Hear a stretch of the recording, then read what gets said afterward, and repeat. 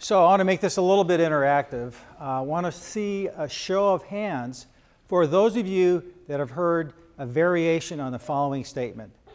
This country has never been so divided. Okay.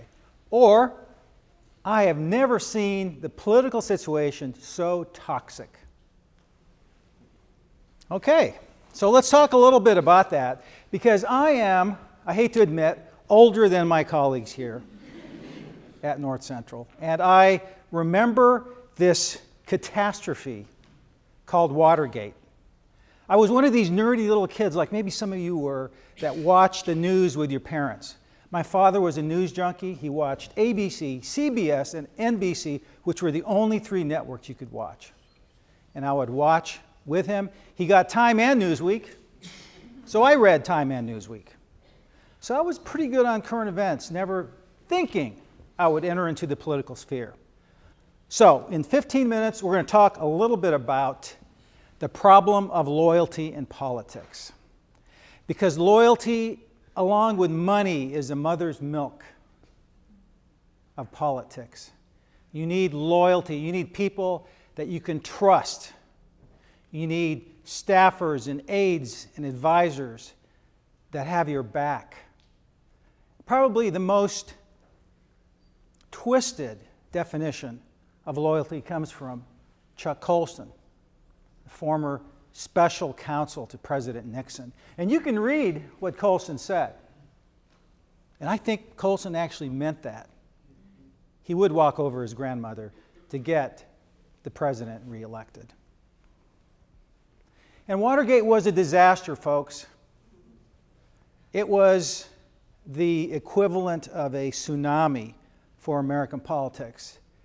And yeah, we know about the three equal branches of government. We get that. But what we forget in this age is how many people went to jail. And as a former prosecutor, I've sent a lot of people to jail. Here, you had the highest officials in the American executive branch go to jail. You had the Attorney General, for crying out loud, the enforcer of federal law, go to jail. You had the White House legal counsel, and I've been in that office when Alberto Gonzales was the legal counsel to President George W. Bush. And if proximity means anything, which I think it does, his office was really close to where the president sat. And yet President Nixon's White House counsel went to jail. He had Haldeman and Ehrlichman, two top aides, go to jail.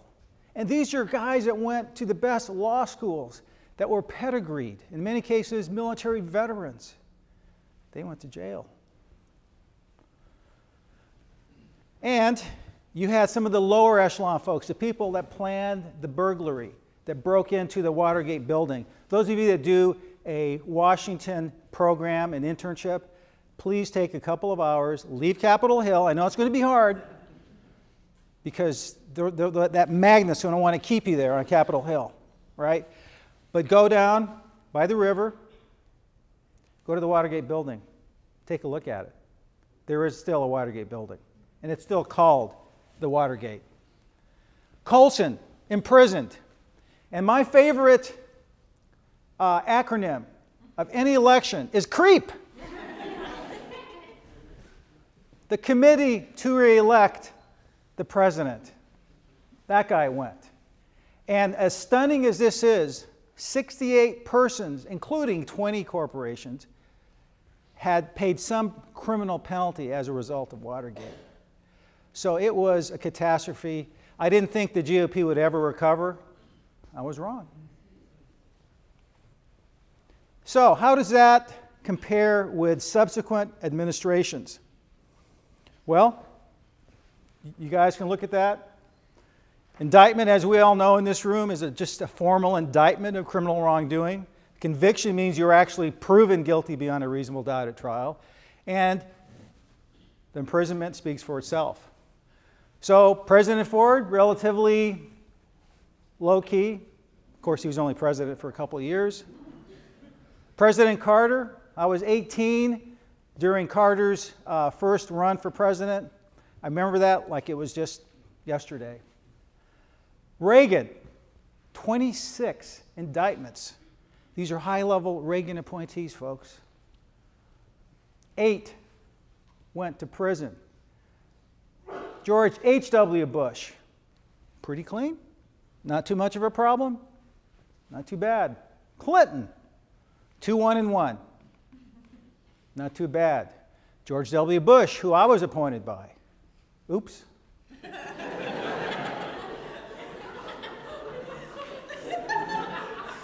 Went up a little bit. And here's the thing, folks. If you're a law and order Republican, like I was, what's sauce for the goose is sauce for the gander. If we really mean equal justice under law, it applies regardless of if there's a D or R or I after your name. And then Obama, 8 years, 000. Pretty impressive. So if you are, like me, more visually processing instead of through numbers, look, you've got the Willis Tower here. You've got everything else. Yeah. I was going to call it the Sears Tower, but I don't think it's called that anymore, right? Yeah, probably 20 years ago. So, without getting into a lot of gender theory, because I know nothing about that, I do mean all the president's men. I do mean men. Because look at the number of men from all these administrations that were involved in some way in the criminal justice system, either through indictment or conviction or imprisonment. 111. Only 5 women. Now, there are a couple of theories you can have about that. Theory 1 is women have more common sense than to take the bullet for the boss, than to walk over their grandmother for the president.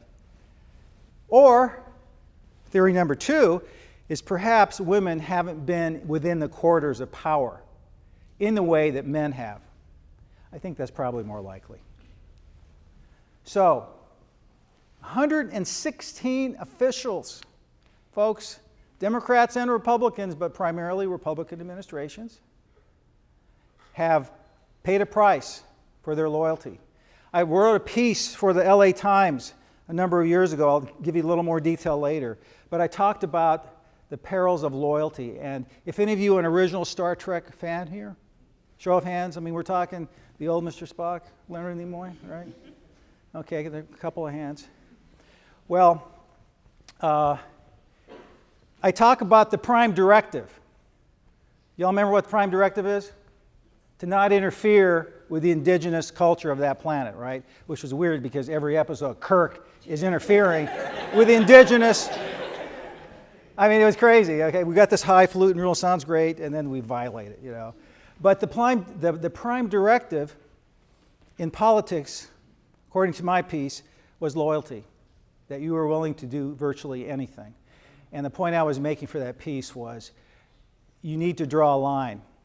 Loyalty should not take you to prison. 100 or so people let their loyalty run amok. And they were willing to take a bullet for the boss. They were willing to go to jail. In a way that I hope those of you that go into politics, it's great. It's a lot of fun. But never give up your moral compass. And I'm one who ran for statewide office. I almost won, which I didn't realize qualified me for a presidential appointment. I was astounded. I thought I was washed up. But I got an appointment. It was great. Politics is a lot of fun.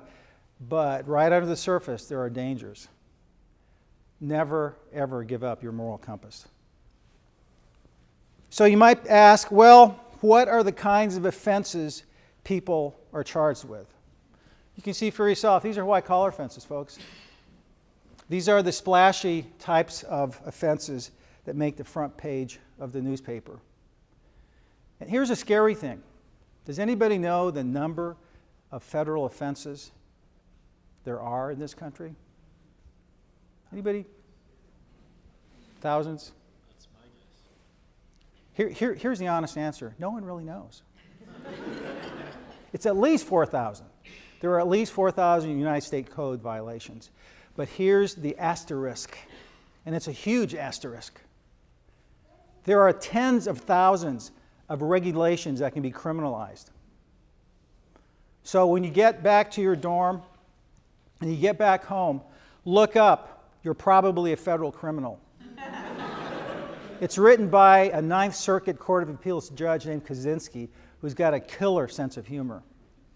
And his argument is, you're probably a federal criminal because you have probably done something along your life that violates federal law. I'm probably a federal criminal, and I've had 7 background investigations, which I have successfully passed.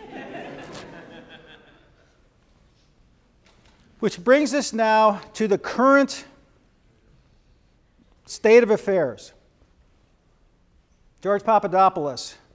Saw a funny piece saying people were calling him George Stephanopoulos. I mean, come on, folks. Just say his name, George Papadopoulos. It's not that hard. Says a guy named Iglesias, you know. But he has pled guilty to lying to the FBI. Now, in all fairness to the Trump administration, he was at some level an advisor. He wasn't the Attorney General. He wasn't the White House counsel. He wasn't the special counsel. He was probably a mid-level to low-level staffer. But still, this does not speak well. And, of course, the latest is the Paul Manafort indictment. Now, he, in fact, did have a high-level job with the campaign for a couple of months. Now, I've read the indictment several times. Manafort and his associate Gates essentially were unregistered foreign lobbyists. Here's a catch. When you lobby for a foreign government in this country, you have to register with the Justice Department. If you don't, that's a crime. They made millions of dollars from foreign governments and didn't report that. Then they tried to spend their money. I've seen one bill, $500,000 purchase at a clothing store in Beverly Hills. How do you spend them? $500,000. I mean, that's a lot of suits, folks. But they managed to do it, allegedly. So white-collar offenses, lying to the FBI, which I always throw in because it's pretty easy to prove. You normally deal that away. You drop that when you reach a plea agreement. But I'll tell you, where he's going to really rue the day is the forfeitures, because essentially his company is going to be treated like a criminal enterprise. And the federal government can take everything that he spent that unregistered money on, whether it's a house, a car, clothes, property, 10 Teslas, anything. So this is still ongoing. Gates, low level in the campaign, but this may or may not be the beginning. We don't know. We've only had a Trump administration for not quite a year. More to be continued. Here's the catch. At least 30 years of time. These folks are facing serious federal time. Closing comments. As somebody who was in the midst of a scandal that did not rise to the level of a criminal prosecution, this picture was taken in the House. We testified in the Senate in the morning. This was a crisis at the Justice Department in trying to politicize our prosecutions. In this country, we don't play politics with our prosecutors. We can't do that. There has to be a firewall that's a mile wide. And what this scandal was about was trying to disallow, trying to punish and fire prosecutors, myself included, for exercising independent judgment. And it doesn't matter what the administration, liberal, conservative, moderate, our prosecutors have to be above the law. With that, I want to thank North Central. Thank you for staying awake, and do well in your finals.